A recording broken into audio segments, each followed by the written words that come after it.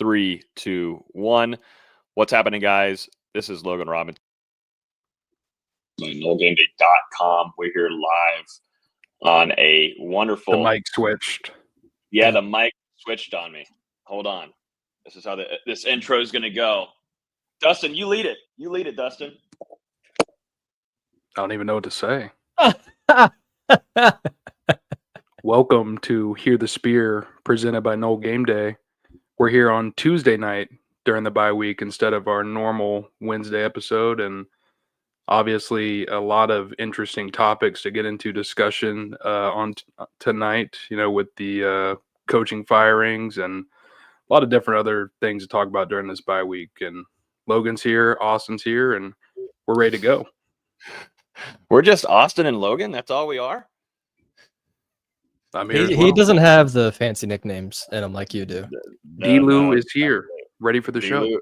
D-Lou's in the house. Austin Veazey's in the house. We've got actually fun things to talk about this evening. Everything from the last, I'd say, 8 episodes on this show has just been very repetitive and talking about coaching changes, things that need to happen, getting ticked off of what you're seeing out there on the field, what Florida State's putting out there as a product. And Mike Norvell made some big-time moves this week that we expected to see. Maybe one was more of a surprise out of the 3. Maybe I'm going to ask you guys, but Mike Norvell moves on from Florida State offensive coordinator and O-line coach Alex Atkins, defensive coordinator Adam Fuller, and wide receivers coach Ron Dugans. We are going to dive deep into that discussion, also hear from what Mike Norvell said about it.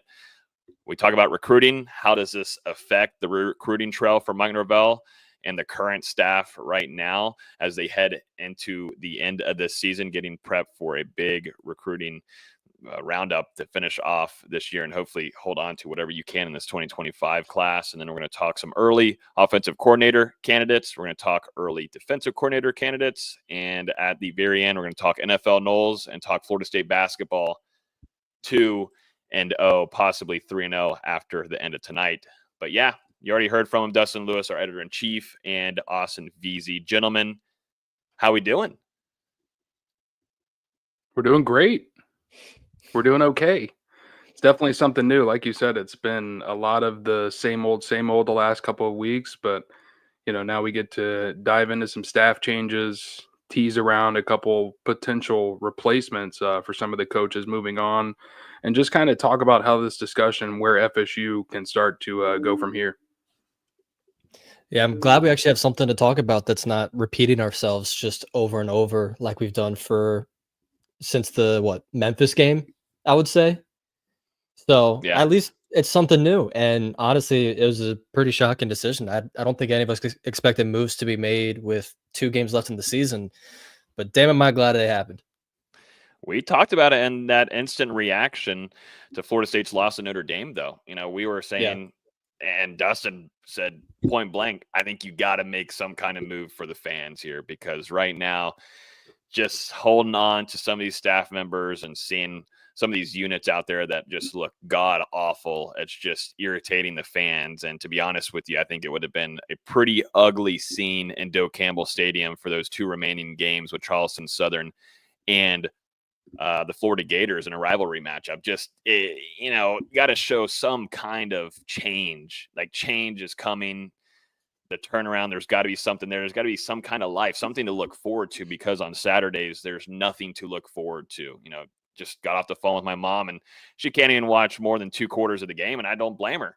It's a rough team to watch. It's the worst team in college football, and I'm honestly, if it wasn't for Mike Norvell's loyalty to a lot of these guys that we're about to talk about, this would have happened earlier. This would have happened way earlier, as it should have, and it should have happened maybe even before 2024. So interested to get y'all's take on these 3 guys being dismissed from the staff. But before we get started, as always, you can listen to this podcast on iTunes, Google Play, Spotify, YouTube. If you're on YouTube right now, hit that like button. We'll definitely appreciate it. Got tons to talk about this evening, so let's jump into it. Let's start off with Mike Norvell's statement that we heard on Monday in their regularly scheduled press conference. Mike Norvell saying, I appreciate the work these 3 men have provided over the last 5 years with me at Florida State. They are all great men with families who also have poured into our program.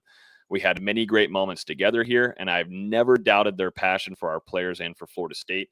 Unfortunately, we have not upheld the Florida State standard with our results on the field this season. I did not make any of these decisions lightly, but I felt changes need to be made to elevate our program back to where we all desire it to be. First take on that from you guys. I think, to me, you could definitely tell, like I was just saying, that loyalty, that relationship factor for Mike Norvell, it definitely hit hard to move on from these staff members. Because to be honest with you, it's something that we're not used, and he's not used to having to do with staff members on his team. Usually they go on and find other positions, or even they find bigger position roles across the college football landscape. So these conversations couldn't have been easy for him.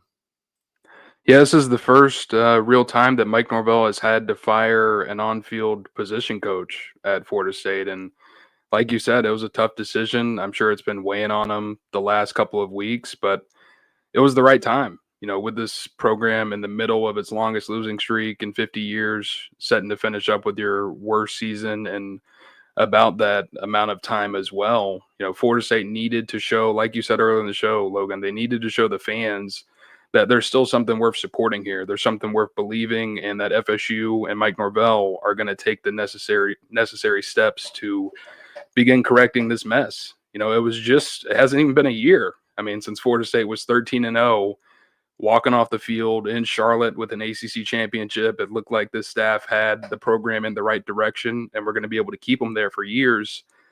And, you know, we got to remember as well, I mean, this entire coaching staff, Mike Norvell, but all of these assistants were extended, giving raises. I mean, FSU's athletic department made a massive commitment here. And now, less than 12 months later, you're already having to tear it down, you know, firing Alex Atkins, Adam Fuller, Ron Dugans. That's 3 position coaches gone, including your coordinators. And, you know, Adam Fuller got a $700K salary jump going into this season, a pretty large financial commitment. Now Florida State on the hook for about $8.5 million to pay out these 3 coaches for the rest of their contracts throughout the rest of the terms of those deals. And, you know, you got to imagine that that's just the beginning, and there's going to be more money that the Seminoles are on the hook for. Yeah, and I would think the Fuller firing was the most surprising of the 3, just in my opinion, because the defense was really damn good last year. And it's a little interesting to see him gone after 1 year. Obviously, the defense hasn't been great this year, but I felt at times that they've really kept Florida State in the games. The offense just can't do anything with that. But at the same time, there's a lot of fans that wish Fuller was gone 3 years ago. If you ask pretty much all 3 of us, Dugan should have been gone 2 years ago. And, you know, Atkins is just the development hasn't been there. He's regressed as a coach, it feels like, and the players have regressed along with him. But I think we, at the same time, we're a little surprised that move was made with the commits they have, and we're seeing some of that blowback from the recruits, which we'll talk about later. But yeah, some of these moves arguably should have been made a couple years ago. And, you know, this is something new for us to talk about entirely, because even going back to Jimbo's days, Jimbo was the same way, super loyal to his guys, didn't want to fire his coaches. I mean, we were begging for him to replace Trickett for, it felt like, a decade.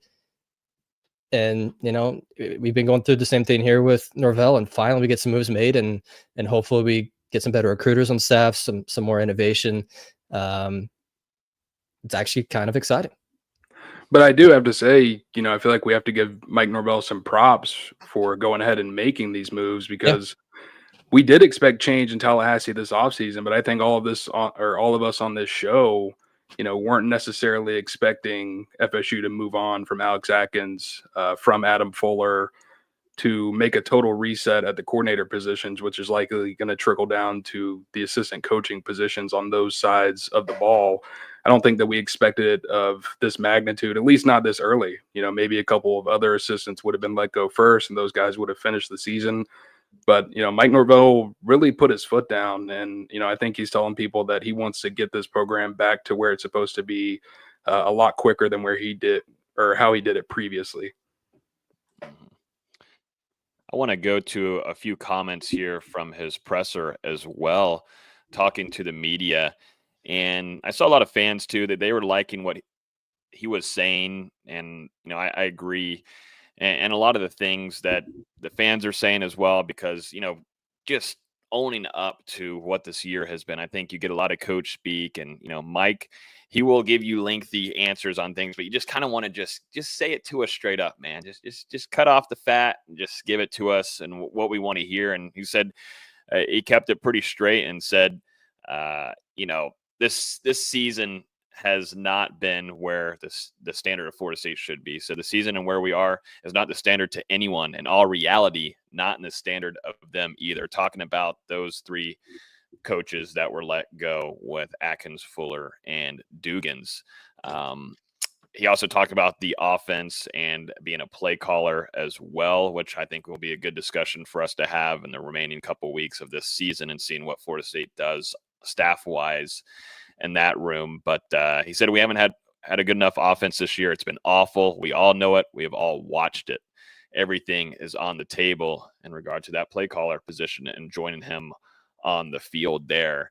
That's something that I'm keeping a close eye on, along with, too, I'm sure the rest of us on Here the Spear are, because I know, Dustin, you said you don't think that's going to happen. VZ said it needs to happen. I think probably, Dustin, you think it should happen as well. I think we all three agree that there's got to be a change there, because right now Florida State's offense under Mike, and then whatever you had there with Alex Atkins, very predictable at the moment right now. It doesn't even seem like there's even a chance for Florida State to be a threat offensively. That's why there's probably a desired need to add a true play caller to come in and hopefully shake things up to make things even interesting. And you got to change. I think there's got to be a whole 180 change on that side of the ball going into 2025. And I think Mike Norvell has basically signaled that that's going to be the plan that Florida State is kind of going with, looking into this offensive coordinator hire. To go ahead and fire Alex Atkins with 2 games remaining in the season. Obviously, Norvell is the primary play caller, but Atkins is the designated offensive coordinator and helps with a lot of the preparation and things like that. With him making that move, it seems like he's just really looking to go and find someone that can come in and maybe take control, innovate this Florida State offense. And Mike Norvell, he's still going to have a lot of input on that side of the ball, because that's where he's the most useful at Florida State as an on-field coach. We've seen what he's done throughout his coaching career, whether it be at Memphis or at some of those coaching stops where he was an assistant. I mean, Mike Norvell is a prolific offensive mind. And, I don't think one season you can just go ahead and totally throw that by the wayside. But whoever he brings in, I definitely think Florida State, they're looking to innovate things and kind of change it up a little bit and, obviously get it back to being very explosive on Saturdays. Yeah, and they'll have a few different options. Obviously, we'll discuss them here soon, but go ahead and get rid of Dugans and Atkins. Obviously, Atkins was OC and O-line coach, but there's options out there that are wide receiver based as offensive coordinators, that are quarterback based as offensive coordinators. And, I don't think any three of us think Tokarz is safe over the next few weeks as a quarterbacks coach, but Norvell's going to have a ton of options, whether he wants to keep calling plays, whether it wants to be like it was a few years ago where him and Dillingham are basically splitting the play calling duties. At least that's what was reported. I don't know if any of us actually believe that, but he's going to have a lot of options. And, it's time for this offense to get innovative again, because it's been pretty bland the last few years. Even last year when the team was really good, the offense felt bland. And I will say to that point, that was something that Mike Norvell talked about a little bit. He was asked if an offensive coordinator coming in, if they would have to handle a certain position group, one that's open right now, whether that be offensive line or receivers. And, he said he's open to all things and isn't necessarily looking for someone that's an offensive coordinator and focused on a certain position.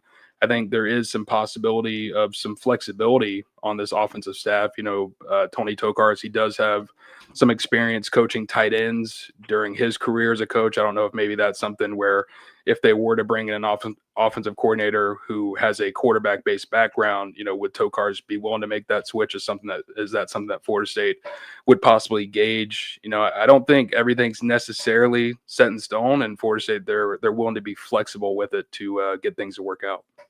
Mm-hmm. And there, one thing going over to Dugan's part of things, there's a lot to like about what's in that wide receiver room. I mean, Dustin, you're at practices, you're there, you get to see it a lot more than we do.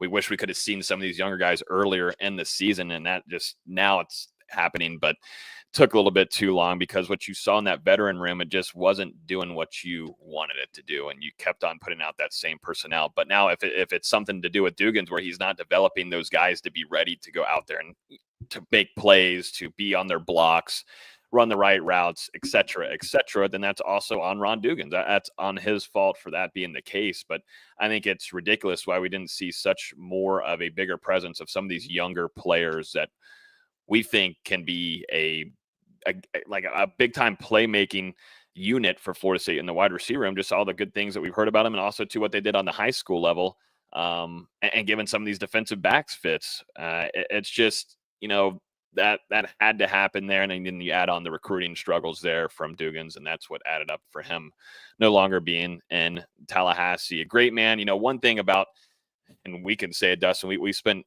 a lot of time with those coaches, and I've had plenty of luncheons before as well. These are some really good men, and they really do open up and allow you to conversate with them. They're the ones always jabbing at you, starting conversations and stuff. So it isn't thing, and I understand Mike Norvell's part where it was rough to do something like this because he has so much experience with these guys, and relationships go so far. And I wish them all personally the best because they're professional in the way that we were able to work with them, and we get a lot of media access more than a lot of other beats to do across the college football landscape. So it's just the product on the field that they were putting out there was not to the factor of Florida State. That there's a different standard. Like Mike's saying, there is a different standard that you have to meet, and they had been given plenty of chances and it just wasn't there, and it's time to move on. Yeah, it's never easy to make one of these decisions, especially when you're moving on from, like you said, guys who are really good dudes off the field. And Mike Norvell said in his press conference, he considers all three of those guys and their families as part of his own family. It's a really hard day, for Mike Norvell, for the rest of the coaching staff, for the players, the people around the program. That's not something that's done lightly, especially at a place like Florida State, especially when you've committed so much money and so much time over the years to all three of those coaches. But like you said, the production, just that it made it necessary. Florida State's offensive line, they haven't been getting better. They've been getting worse and worse throughout the season, allowing 24 sacks in the last 4 games. It just seems like the message defensively, I know that unit hasn't been as bad as the offense, but they haven't been close to what they were expected to be during the preseason. Third down, whenever Florida State gets into a 3rd and 10, you're like, all right, the other team is probably going to end up converting here, making dumb mistakes in coverage, dumb penalties. It just seems like the message defensively wasn't clicking anymore for whatever reason. And then obviously with the wide receivers, you mentioned the recruiting woes there, and that's been consistent dating back to Ron Dugans was working under Willie Taggart in Tallahassee. And then also the drop issues. That's something that's been pretty bad for Florida State over the years, but it's obviously been magnified with all of the struggles in 2024. So, that'll be the biggest thing. We think that Florida State does have some talent that they can develop in that wide receiver room. And the next coach that gets a shot to do that is going to tell us whether that's true or not. One thing, like you're just saying, how much money is owed here? About 8.5 million. Yeah, 2.7 for Atkins, and he's still got that NCAA stuff that he's dealing with, that violation, as we know, missed the first 3 games, and tries to see if that affects anything for him on that front. And the money wise for Florida State, then $4 million for Adam Fuller, $625,000 for Ron Dugans. So it's a decent number. It's a decent number, and who knows? It's just the beginning. We have to expect that it's only the beginning because we were just alluding to, the defensive line's been really underwhelming. The linebackers haven't seen development in a decade, essentially. We already talked about Tokars. We haven't mentioned Chris Thompson yet, who I think we're all 50-50 on at this point. There's not very many coaches who we think will be safe come January, even. So that buyout number is going to only go up. And then, we continue to hear those inklings out of Southern Miss that Pat Surtain could potentially leap and take the first head coaching job of his career over there. So this staff, it's looked relatively the same since Mike Norvell arrived in Tallahassee. Obviously you've had the switch from Chris Marv to Randy Shannon. and then Marcus Woodson moving on and Patrick Surtain taking over there, Kenny Dillingham and Tokar's moving up from his off-field role to an on-field role. But for the most part, I mean, it's been relatively consistent compared to what you see at a lot of other programs. And I think now in 2025, I mean, that change is going to look a lot different around the Moore Center. What a weird scenario where it almost feels like Mike Norvell is coming back to Tallahassee and you're building a staff around again. This time he's already in Tallahassee, but you've got to build a staff because it's about to just be thrown down, demolished, and you're about to have to rebuild a whole entire practically coaching staff, and not just coaching staff on field. Like we've been saying, it's going to go into off-field roles as well. And Mike Norvell also mentioned too in that press conference, the focus in NIL. I think there's a big time re-strategization. How do you say re-strategize? I'm trying to say re-strategy. You can do it. Yeah, I'm just gonna let you suffer through it. I believe in you. Re-strategization. I can't get it down. I can't say it. Re-strategization. That's the closest I can get to it. But trying to get a better build and on that NIL front, because things got, I guess, I'm sure it got messy. I'm sure things went off the rails a little bit, and got to find a better structure for that, because it is a new wave of college football. And that's something too Mike Norvell is having to adjust to. And I feel like they thought at the very beginning, which they did, they were able to retain a lot of your star players for that 2023 year. But look at what we're seeing on Sunday night or Monday Night Football. Guess who was wreaking havoc and causing hell? Jared Verse, Braden Fisk, Jalen Ramsey's out there. These players, even though Jalen Ramsey wasn't on the squad for 2023, but still, just the way that Jared Verse is wreaking havoc and these guys are making plays, man. It's that those players, I think, saved a lot of jobs going into 2024, and definitely gave some distraction to it. I mean, Jared Verse is an absolute animal. Braden Fisk is an animal. Sean McVay knows what he's doing, and it just goes to show that this team got kind of like the Jimbo days, a tiny little bit there with Jameis, kind of saved them in a lot of ways in some regard for definitely some position groups. Yeah, and I mean, Bernardo Green making some plays. We've seen Tatum Bethune pop up here and there. Jarian. Seems like Trey Benson's finding his stride. Johnny caught a touchdown. Keon's been pretty consistent. I know dealing with an injury right now, but I mean, he's found life since Buffalo made that trade for Amari Cooper. We're quick to forget just how much damn talent was on that 2023 roster in Tallahassee. And I think, we definitely overlooked things from not only Florida State losing guys from a talent standpoint, but also that leadership. I mean, there's no one like Jared Verse on this football team that's going to hold guys accountable. There's no one like Jordan Travis. They just don't have a guy like that. And, there are some younger guys who are trying to rise up into those roles. And I know we've talked about Justin Cryer a little bit, but he's not at that level yet. Jared Verse, whenever he speaks, he demands the respect of everyone in that locker room. And the same thing with Jordan Travis. So I think Florida State, they've got to find those guys this offseason, whether it's guys you bring in through the portal, because both of those guys obviously came to Florida State through the transfer portal, or guys who are already in the locker room now who can continue to grow and embrace the culture that Mike Norvell is trying to bring back.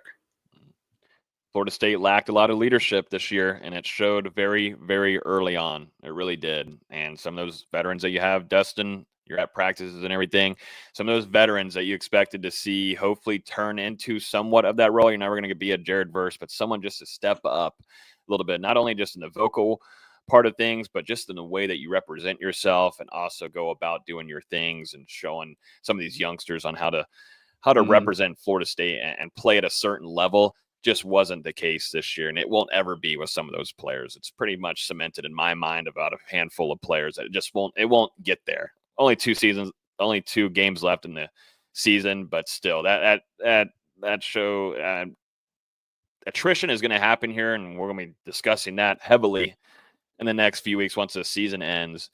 But there's going to be a lot of pros to attrition, and some rooms that I think we're going to be discussing here on Hear the Spear.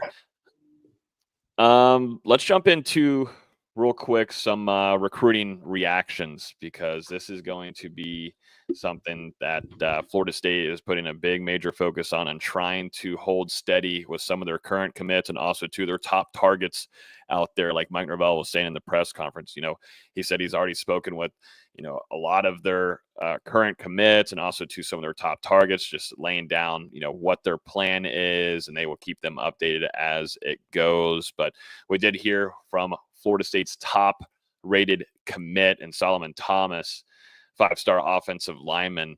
It's pretty interesting, D-Lou, looking at it right off the bat whenever that tweet came out, because all of us were waiting to see what he was going to say with Alex Atkins being dismissed from the staff, and wasn't happy at least at first. We'll see and try to dissect what this might mean from Solomon Thomas. It says, "Not gonna lie, y'all messed up firing my coach." And then after that, he tweeted at another tweet, "With that being said, it's a business. It's a business at the end of the day. If you're not talking business, I don't want to talk." So at first, showing some anger, not happy with the moves that Mike Norvell and the administration did getting rid of Atkins. But then in a separate tweet after that, seeming like he's still committed, but if you're not talking business, I don't want to talk. So here we are. Where does it stand there? And, we also heard from another handful of commits, Dustin, on this front as well. Yeah, it kind of just depends how you want to decipher it, right? I mean, the way it reads to me is he's not happy that Florida State just fired his future position coach. Obviously, the coach that he had built the strongest relationship with during his recruitment to Florida State. And this is a guy who's been committed to the Seminoles for just about a year, made that decision in December of 2023. So, I mean, a longstanding commitment. And, I think he's heard about it. He's upset. And, we've seen similar reactions, not as strong as this one, to the firing from some of those other offensive line commits. And then the second part of it just seems like it's about business. So Florida State up that NIL deal, and, maybe that signature comes through during the early signing period in a couple of weeks. But yeah, this is certainly going to be one to follow. We've talked about the offensive line all season. I mean, it's somewhere where Florida State desperately needs some reinforcements and influx of talent. And a guy like Solomon Thomas, 5-star offensive lineman, FSU's top-rated commitment in the class. And like I said as well, someone who's been committed to FSU for a while. They need to figure out a way to close this out and get this kid to campus, because, a lot of true freshmen don't play early. But with the Florida State's offensive line, I think there's certainly a chance for a guy like Thomas, who is immensely talented and already has a frame to work with at the college level. If you ask me, he should be happy, because now he actually has a chance to get developed and, maybe make the NFL. He wasn't getting that under Atkins. Not wrong.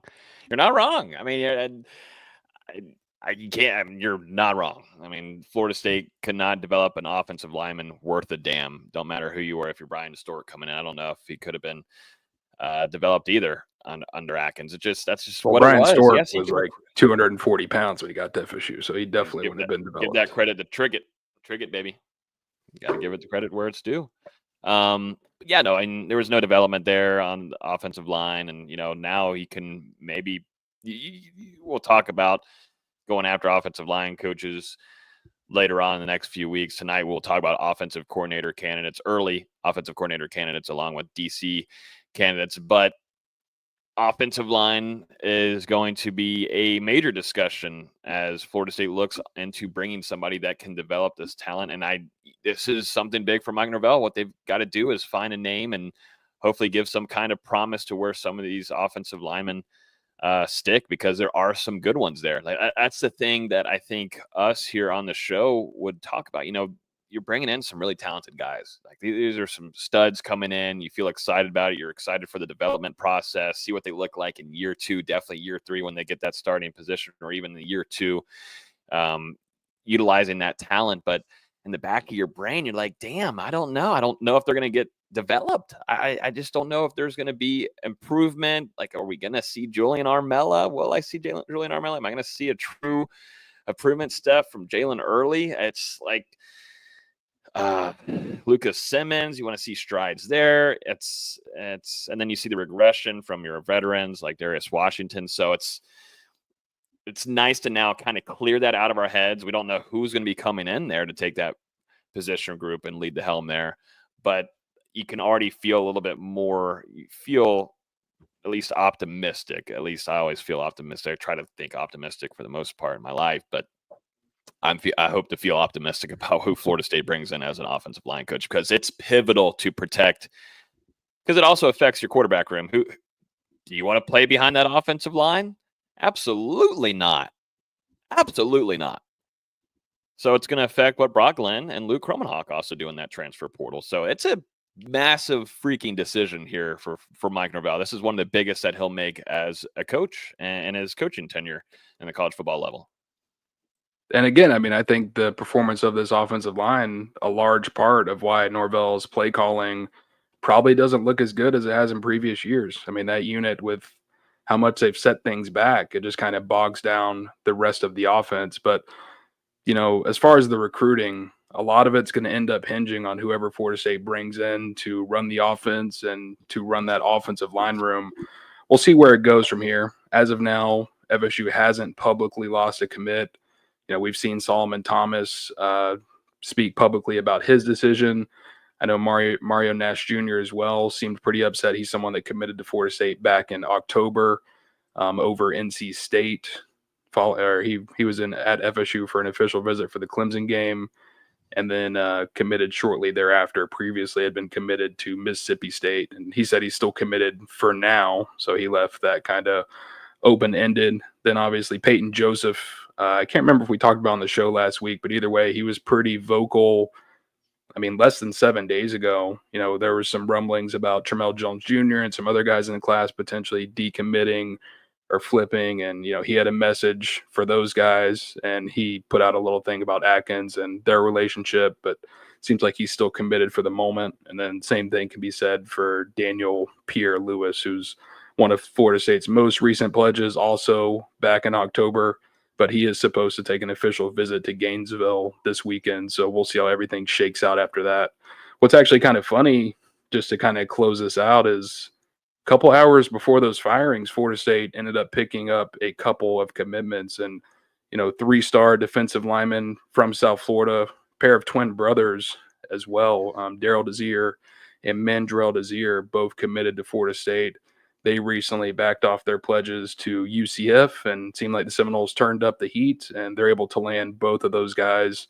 Daryl is they're both having career years as seniors, but Daryl is a guy who could really develop into something special at the next level. And, you know, we'll see how everything goes with these two guys. But even with those coaching changes coming just hours after they committed, you know, they both seem like they're going to remain in the class and sign with Florida State in December. So it seems like they might have even potentially had a little bit of a heads up, but who knows?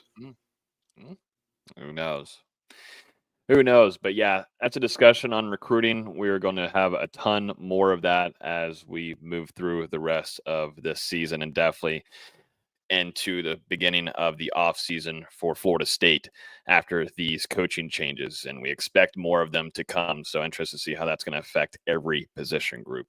Let's jump into some early offensive coordinator candidates. It says it there down below. Early. It's early. A lot of things can shake up.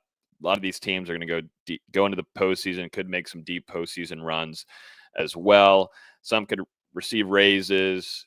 Who knows? Who knows? Coaching changes, bigger opportunities, yada, yada, yada. But as of right now, November 12th, this is where we're at, and some names to just keep an eye on for the next couple of weeks. First off, we'll start off with one that's really intriguing to us. We've discussed it on here plenty of times with this name, but Brendan Marion, UNLV's offensive coordinator and quarterbacks coach. Cade Bell, Pittsburgh's offensive coordinator and quarterbacks coach there. Mike Shanahan, Indiana's OC and wide receivers coach. Indiana having a really good year over there in that wide receiver room too. Mike Bloomgreen, former Rice head coach, also has offensive coordinator and O-line experience. Joe Craddock, Tulane's offensive coordinator, really fun offense to watch there. Ben Arbuckle, Washington State's offensive coordinator. And then last one here on our list this evening is Matt Leftwich, Texas State's offensive coordinator. I say we go over to Marion, UNLV's offensive coordinator and quarterbacks coach. We actually got to watch a little bit of that game in Miami. Who were they? It was Boise State, right? Yeah. I think they're facing Boise State. So got to see that UNLV offense a little bit. The interesting thing here about this name is that he played under Mike Norvell at Tulsa and also worked as a quality control assistant for him at Arizona State in 2015. Interesting name to keep an eye on and just see if there's something here to work with for Mike. Yeah, I think this could, potentially be target number one for Florida State when you consider the long-standing relationship between the two. We've seen Marion in the past, show his support for Mike Norvell on social media. And the thing about him is, I know he's the offensive coordinator and the quarterbacks coach at UNLV, but he was also the wide receivers coach at Pittsburgh a couple years back when they had a pretty potent passing attack. So he's got some experience at multiple positions. I mean, this is a young up-and-comer, a very hungry coach, and someone who, since he's already got that experience with Mike Norvell, I think the philosophy and, how those guys work together would probably be pretty seamless. Yeah, it's an interesting offense. Obviously, you hear the phrase "go-go offense," but it's a really intriguing offense. That's what, 9th in college football, 7th in college football in points per game. But it's a run-heavy attack. I mean, they're averaging almost 250 rushing yards per game, and obviously Mike wants to be a running football team first. So it'd be an interesting option, but at the same time, you've got a lot of wide receivers in that wide receiver room that probably wouldn't be too happy running it 40 to 50 times per game. So there's going to be a fine balance there, but it would certainly be a fun name. You didn't even mention when he was at Texas, and I believe Xavier Worthy was there when he was a wide receiver coach there. So he's coached some talent for sure. Jordan Addison too, as well, at Pittsburgh. Mm-hmm. Yeah, two had experience coaching quarterbacks. Yeah, I mean, it's a good offense, and it just depends. He's going to be a hot name for a lot of people. So that's the thing about him. A lot of teams are going to be interested, but that connection with Mike Norvell and the ties there could be a game changer at the end of the day. And I think before you move on, I think another thing that's really interesting about him is how they've adjusted a little bit, because obviously UNLV was in the news earlier this year where they had that situation with the quarterback and he wanted more NIL money. He's not playing anymore. They go with their backup quarterback. And I mean, UNLV has still been pretty potent on offense. I think that's impressive. And that quarterback, the one who's come in for the starter, outperforming the guy who started the season. Yep, exactly. Cade Bell, Pittsburgh offensive coordinator, quarterbacks coach, actually has some really good ties down in the South for recruiting. That's going to play a big factor here for Florida State, but has been a big key factor in the turnaround for Pittsburgh's offense there. I mean, they're having a great season up there. A season that didn't really expect that much, but yeah, definitely a big turnaround there, and he's been helping that. And is, I believe, about 2 years at Pittsburgh. Came from Western Carolina. This is actually his first year at Pittsburgh, which I think is what makes it so impressive, because I think everyone's used to Pittsburgh not really having a top productive offense. They had those years with Kenny Pickett a little bit ago, but other than that, I don't think a lot of people think of the Panthers as some explosive offensive threat. And then they bring in Cade Bell to run the offense in 2024. And I mean, Pittsburgh, they've been putting up a lot of points on the board, and their offense has looked better than it has in recent years. And this guy, another up-and-comer, only 31 years old. This is his first offensive coordinator job at the FBS level. Like you said, came from Western Carolina. I think he worked at Valdosta State for a little bit. Gainesville native, so he is going to have some recruiting ties down here in the Sunshine State and around the Southeast. And, a little bit young maybe, but someone who is already showing what he can do. And, when you're looking for an up-and-comer, I mean, this is certainly a guy that you should have circled on your short list. Yeah, and just to reaffirm the offensive stature, they're averaging almost 37 points per game, about 16th nationally in scoring. It's just something you don't really expect from Pitt, even without, Kenny Pickett and Jordan Addison, some of that crazy talent they had a few years ago. But he's got those boys hooping. One thing to note, too, during his time at Western Carolina, he led the FCS in yards per game, 504 0.1 a game in 2023. He ranked 4th in scoring, 37.5 points per game in 2023. So, yeah, he could put an offense together and he could put some points on the board. We don't have to go through every single name on here. Is there some that y'all would specifically want to go through here that stands out to you guys? I would say Shanahan, and even though you didn't mention him, Dustin and I were talking about it earlier, I think you also have to mention Tino Sunseri, who's the other co-offensive coordinator at Indiana. Indiana is 2nd in the country in points per game. Both of them have some interesting ties, with Sunseri being a quality control coach at Florida State under Jimbo. His dad was an assistant coach under Jimbo. So there's some ties with both of them. Obviously, Shanahan would be the bigger hire, in my opinion. He seems to be the one running the show there. But either one of those guys, I think you'd have to feel pretty good about. Yeah, I really like Shanahan as well. Has made that leap from James Madison and continued to show some really impressive signs as an offensive coordinator. And like you said, Austin, Indiana, really explosive on offense this year. Not just a quarterback, but they've had some really good receivers as well. And he's the wide receivers coach too. So, I mean, that's one to watch. And, just kind of going further down that list, another one that stood out to me, Ben Arbuckle at Washington State. In his second year, Washington State overperforming expectations in 2024. And I mean, have been pretty solid for the most part. And like I said, second year. So that means last year he was able to work with Cam Ward for a little bit before Ward ultimately hit the transfer portal and went to Miami. So he's had some experience working with one of the top quarterbacks in all of college football. So that kind of stands out to me a little bit. I say would be good for a dual threat quarterback, something that I think Florida State might look into wanting to continue because of the success that you had previously there with Jordan Travis and what Mike Norvell was able to put together for him. But yeah, what John Mateer developed him into a really good dual threat quarterback, over 2,300 yards and passing, 600 rushing yards, and 33 total touchdowns under Arbuckle. And only, he's 29 years old. And also to a Texas native there. Very as well. young. Yeah, extremely young, but it's intriguing there for me at that quarterback position and what Florida State wants to do moving forward offensively. And this one, it may be a little bit off the wall, but you've got the FSU ties here, and I'm talking about Mike Bloomgren, who was fired by Rice a couple weeks ago. But, you look back into his coaching career, and I mean, this is a guy who was the offensive coordinator and the offensive line coach at Stanford whenever Christian McCaffrey was starring for the Cardinal. Also has NFL experience, worked for the New York Jets. He didn't coach at Florida State or anything, just graduated from the university, but, obviously has a little bit of ties there, and he's open for another job after being let go by Rice. Be interesting to see if he's in the conversation or in the picture at all. I don't know if I'd like him as an offensive coordinator, but if he wanted to be a strictly O-line coach, I'd be a fan of that. Mm-hmm. Stanford had some good lines back in the day. They did. They had a bunch of guys drafted from those middle 2010s. Yeah, there's some big boys. We'll cover this and jump into defensive coordinator candidates. Here from Randy. What do you think about Dan Mullen for offensive coordinator? Of course, is an interesting name, big name here. He's now obviously former Florida head coach, was able to do some masterminding there at the quarterback position throughout his career at the collegiate level.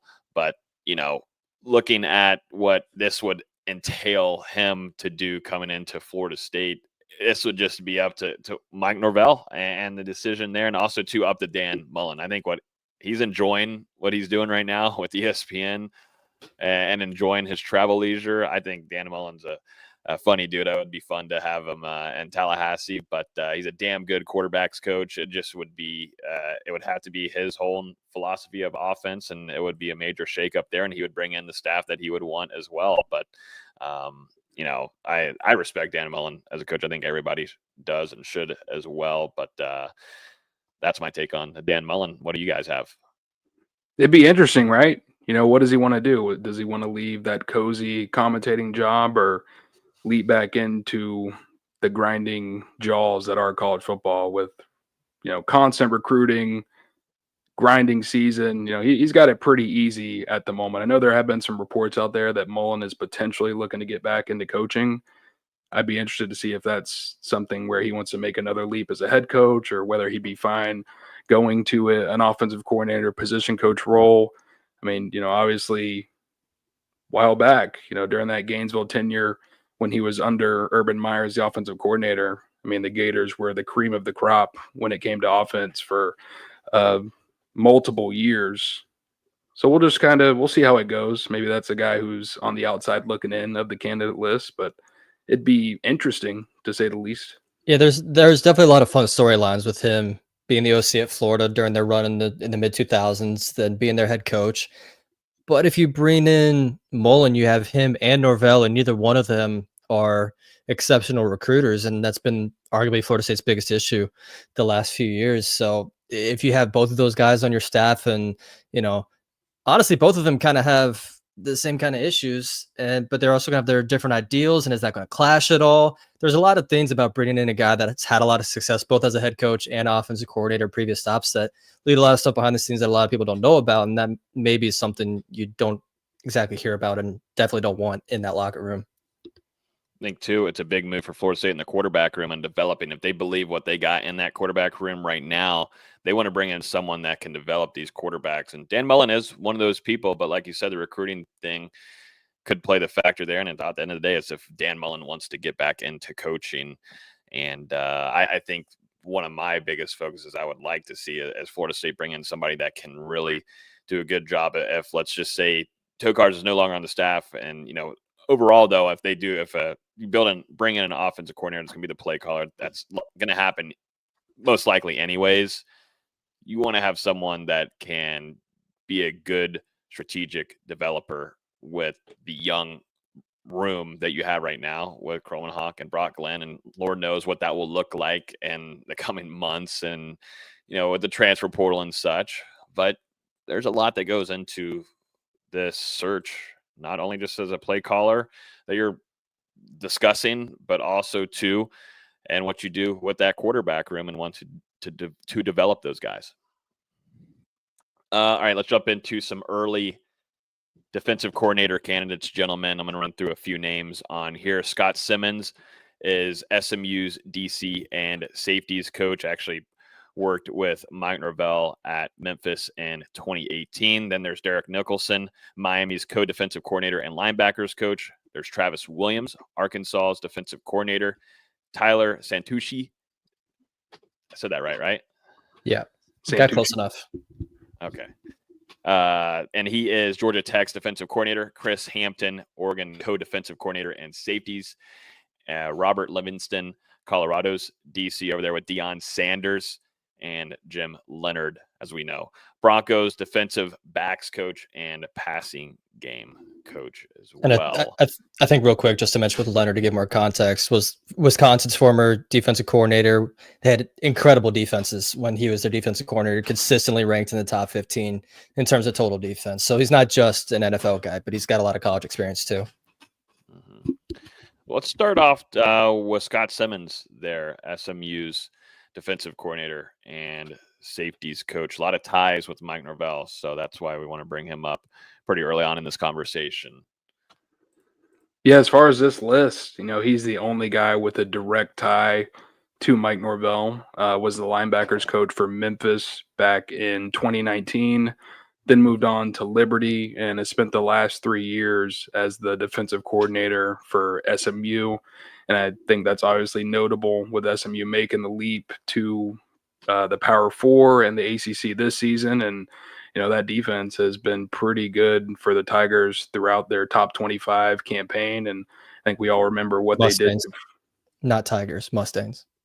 But I think we all remember what they did to Florida State a couple of months ago. Some turnovers forced, getting to the passer very often. Well, can we really credit anyone for their performance against this Florida State offense? I don't think we can. Well, no. We can look at other games though. I mean, let's do that. They've made some explosive plays. They forced a decent amount of turnovers. And Simons, he's kind of cut his teeth getting that experience there at Liberty and now with SMU. And it seems like the next step for him as a coach would be to make the leap to a program such as Florida State. And with that tie to Norvell, it seems like a possibility. I'm gonna need to bring. I want to see, and it's gonna have to play a vital role on recruiting as well, because that's something that has just been a plethora of L's that this side of the ball has taken throughout the last couple of years, of where you thought you were bringing in some pretty big time game changers on the defensive side of the ball, and it has not happened. And that's something I think is going to be the big focus here on what you're going to be doing in your game and your plan ahead on the defensive side of the ball. What about, I go back to Tyler Santucci, Georgia Tech's defensive coordinator. I saw you listed his name in there, D-Lou. Interested to get your take on that as you had him listed. Yeah, no direct ties to Mike Norvell or anything, but Norvell has been able to face him over the past couple of years while Santucci was at Duke and now at Georgia Tech. And, we all saw what Georgia Tech was able to do against Florida State's offense in that season opener. And then last weekend, upset Miami in Atlanta, held the Hurricanes to a season low in points, and were kind of able to stifle the Cam Ward show a little bit. So, I definitely think there's some upside there. I mean, a guy who's still very young in his career, but he's already showing a little bit of promise with what he's been able to do in the ACC at schools that traditionally don't recruit as well as Florida State does. So, I mean, you think if you're able to take him from a Duke and Georgia Tech into a potential recruiting factory like Florida State that is able to draw these elite players, that he'll only continue to be able to produce these results. But I think that positive you're trying to spin could also be a negative with him. Georgia Tech and Duke haven't been able to pull these big time recruits. And how many times we talked about Florida State, they're not recruiting the way they should. And, part of that was Adam Fuller wasn't an elite recruiter. I think they want someone that can kind of be the bell cow for their assistant coaching staff. I don't think Santucci could be that. Who would? Well, if we want to talk recruiters, I would probably start with Travis Williams, the Arkansas defensive coordinator. Now, this is a guy who spent some time in the SEC at Auburn, was traditionally known as a solid recruiter, went to UCF the past couple of years before going to Arkansas. So he's got some ties to the Sunshine State, has been able to build some relationships with high school coaches around the state and around that area in Orlando. So as far as a recruiter, I think that's definitely a guy who could bring those chops. And then maybe Chris Hampton, out of Oregon. That's who I would start with, to me. Dan Lanning coaching tree, co-defensive coordinator and safeties coach for the Ducks right now, which is essentially what you're losing with Adam Fuller, because he's the defensive coordinator and also handles a lot of the safety duties for FSU during practice. So Hampton would slide right into that for Florida State, and Oregon over the last couple of years has been running it up on the recruiting trail for the most part. Yeah, that's would be ideal on that front, and being under Dan Lanning for that long too. Be interesting to have those conversations for Mike Norvell getting and jumping into what's going on in Eugene. Hey, Dan, I need to talk to your co-defensive coordinator here and maybe take one away from you, bud. But that could also be a pro there. You look at what Dan Lanning could say. Hey, he could get someone replaced easily. We'll just say, hey, just got my guy. He's gone to Florida State, and I can help him in whatever he needs to do on the recruiting trail for him on the coaching side of things. But that's also his coaching tree grows. It's the name of the game, right? I mean, a couple years ago, Dan Lanning came into Tallahassee and plucked Kenny Dillingham, who wasn't calling plays at Florida State, to go be Oregon's primary play caller. And then now Dillingham is a head coach himself at Arizona State. You could have a similar storyline here. Chris Hampton, the co-defensive coordinator at Oregon. So he's not necessarily calling the defense on game day for the Ducks. He would get that opportunity in Tallahassee, and maybe that plus a monetary raise would help FSU persuade him a little bit. Mm-hmm. No joke about it. Anything else on the defensive coordinator candidates? It's early, and we're going to have a lot more discussions as probably some names trend down a little bit, or some join the fun. What you got, BZ? I think Jim Leonard would be very interesting. I don't know if he wants to Mhm. leave the Midwest where he's been basically his entire career, but we know he can coach defense with the best of them. I've also seen a few people throw out Will Muschamp, who's just a defensive analyst at Georgia right now. Would he want to get back and to be Hey, a I love me defensive some Will coordinator? Muschamp. We know he can recruit. We know he can coach defense as long as he doesn't have to worry about the offense. That's really all that matters with him. Me personally, I would not be a big fan of Derek Nicholson from Miami. Obviously, those linebackers are playing well, but that defense as a whole is not playing great. And really just he's not calling it though. yeah, but I don't know if I'd trust any piece coming from that defense right now.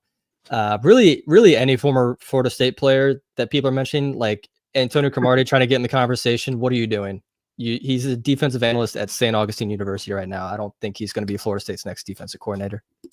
I will say at least Derek Nicholson, he's got that proven experience. He's been coaching at the college level for over a decade. Last 5 years in the ACC, was at Louisville for a little bit. Joined Miami last year, was the linebackers coach. Got that promotion to co-defensive coordinator this year. So I mean, he's been making that rise over time. I'm not necessarily saying that he should be a top candidate for this defensive coordinator job, but when you think about the leaps that he's been making over the years, the ties to Florida State could be at least worth a conversation. If he wanted to come somehow just come be Florida State's linebackers coach, I'd be all for it. But as a defensive coordinator, I don't know. What would be crazy is seeing, just imagine this picture of Mike Norvell, and then on each side you got Will Muschamp and Dan Mullen. It'd be hysterical, honestly. It would be incredible. It would be incredible. The content that would just spew from this would just be insane, and the storylines to be had and the Florida fan base.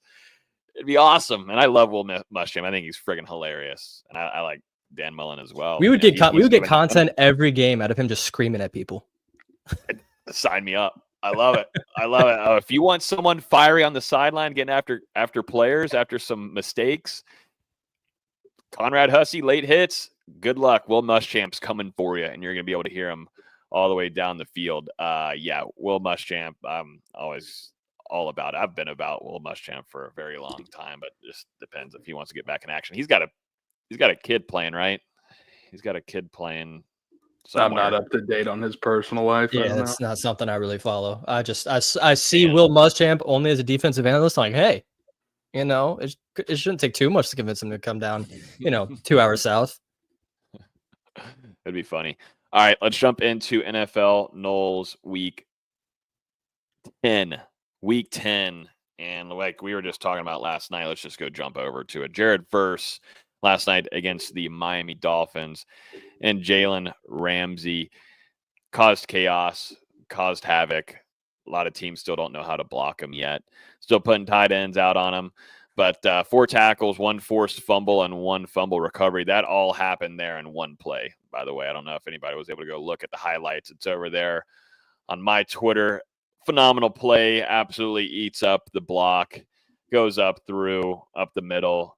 Sacks to the ball comes out. He makes sure that the ball is coming out, and he also recovers it, even though Miami practically almost recovered it on their own, but ended up ripping it out and took it and was celebrating. But a damn good game from Jared Verse there. And shout out to Johnny Wilson, like we were saying earlier, got his touchdown in Jerry's world against the crappy Cowboys, but still nonetheless had to fight against that sunshine coming in, and it was still able to haul it in, unlike CeeDee Lamb. But he got his first career NFL touchdown.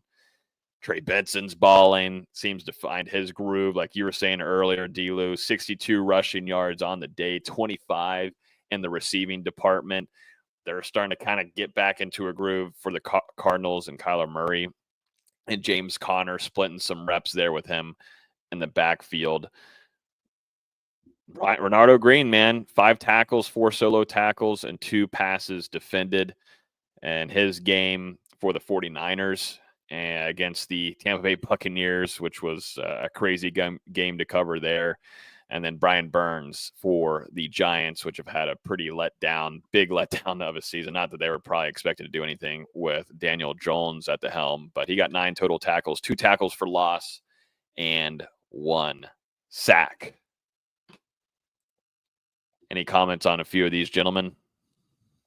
Yeah, nice week for former Florida State stars around the league. I think everyone, saw that play from Jared last night, sacking Tua, like you said, forcing and recovering the fumble. Braden Fisk, though, he didn't give me a sack last night. I had a bet on Hard Rock. It's only $5, but it was for Jared Verse and Braden Fisk both to get a sack. $5 for $45. Couldn't give me my sack. Oh, tragic. I actually was watching the Cowboys game, and it's whenever the Eagles scored, and that was when Johnny Wilson caught that catch. And I was like, it's just a tight end that caught it, and I turned the game off. And then I checked Twitter about 10 minutes later. I'm like, oh, shit, that was Johnny Wilson. He's just so big. He's a massive wide receiver. And I don't know. I just thought that was funny. I was like, damn, okay. All right, Johnny. And he's starting to find a groove a little bit there, too. I think they're trying to figure out a way to utilize him because the Eagles are finding their groove right now. And if they can get Johnny Wilson going, that could be a big-time playmaker for this offense and Jalen Hurts and what they like to do and take those shots downfield. And, those one-on-one opportunities in the red zone, it worked out in the end against the Cowboys. It's great to see for Johnny, though, just because he's obviously been dealing with those concussion issues on and off and happened at FSU. It's happened, I think, now twice since the preseason began for the Eagles. So, I mean, for him to get back out there, get that first NFL touchdown against the Dallas Cowboys, the probably the most well-known team in the NFL. I mean, they're not good or anything, but everyone knows who the Cowboys are. It's a great play for him to make. Yep, always good. No matter what, they're going to bring in the ratings. Doesn't matter. America's team, per Jerry. Let's finish off this show right here talking about a winning Florida State basketball team who's 2-0. Let's get a quick preview here. Florida State got a win over Rice 73-65. They'll play Tarleton State. Tarleton. It just tipped off. For a couple minutes in. Florida State's got a 4-2 lead. They're still rocking the gold jerseys with the feather, by the way. So there are still some jerseys with the feather for those that were concerned. All right. Okay. I'm expecting that. It's a little interesting. I think the turquoise will end up being the same. But Tarleton's, they're not a very good team. They're losing almost 96% of their scoring production from last season. Got hit by the transfer portal, by graduation hard. Both the teams they've played this year have scored 90 plus, while Tarleton's only scored 60. So Florida State should win this game comfortably. Obviously FSU has a habit of making things a little bit more uncomfortable than they should, but Florida State's defense has been really good to start this season, and I don't see a reason that should change against a very undersized and undermanned Tarleton State team. I've never heard of Tarleton State. I apologize. They just moved up to D1 4 or 5 years ago. It was pretty recently. And despite playing in the Western Athletic Conference, they're based in Texas. Okay. I was thinking maybe Texas there. Sounds like for some reason, yeah. Feels like Tarleton State. Well, their mascot is the Texans, so it makes a little bit of sense. They're full Texan. Wow. Okay. Now I wish they were in like South Carolina or something. That'd be crazy.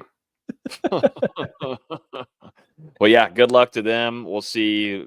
VZ's got full coverage there on that game tonight. We'll have a game recap for you guys. And then also, too, like we are just discussing, offensive coordinator and defensive coordinator. And, we're going to talk about some, really wide receivers is what we can only talk about right now. But we're expecting more moves to be made.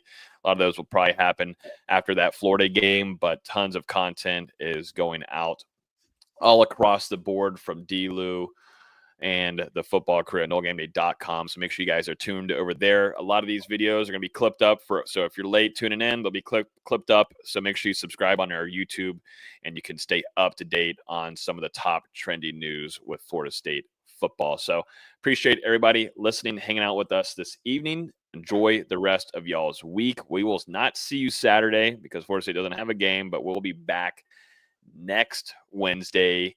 And, of course, we'll give you an instant reaction off that weird 1:30 kickoff time from Charleston Southern. Really odd. And it's on ACC Network Extra. I don't know if I've ever heard of anything like that. Just ESPN Plus. That's what you need. They're trying to get people to not watch the game. That's what it seems like to me. It's a good idea. I'll be there, though. I'll be there in person. One of watching. 6 people. You and my family will be there, and that's going to be about it. Hey, So. now we got about Watching like Chiefs. 20 of us in the press box. That's right. It's starting to bumping thin the out a numbers little up. bit, man. I don't blame people, though. I don't blame them. All right, everybody. Enjoy the rest of y'all's week and have a great weekend ahead. We'll see you next Wednesday. Peace.